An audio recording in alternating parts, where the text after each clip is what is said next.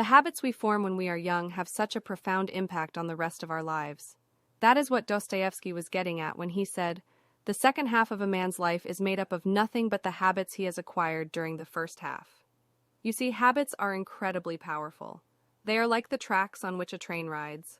Once the train starts moving, it's going to follow those tracks all the way to its destination, unless something drastic happens.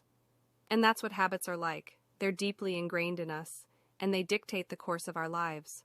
That's why it's so important to be intentional about the habits we form.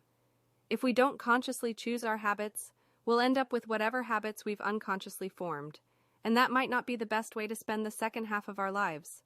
So how do we go about forming good habits? Well, the first step is to identify the habits we want to have. Do we want to be healthy? Then we need to form habits around exercise and nutrition. Do we want to be successful in our careers? Then we need to form habits around productivity and time management. Once we've identified the habits we want to form, the next step is to start small.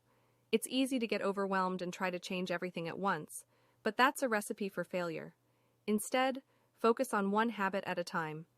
Maybe it's going for a 10-minute walk every day, or writing for 15 minutes each morning. Whatever it is, make it small and achievable. But here's the thing. Forming habits isn't just about doing something consistently, it's also about creating an identity for ourselves. When we identify as someone who exercises regularly, or who writes every day, that becomes a part of who we are. And when we have a strong identity around our habits, it becomes easier to stick to them. Of course, forming good habits is only half the battle. We also need to break bad habits that might be holding us back. And that can be even harder than forming good habits. But the same principles apply. Start small, focus on one habit at a time, and create a new identity for yourself. Ultimately, the habits we form in the first half of our lives will shape the second half. But the good news is that it's never too late to start forming good habits.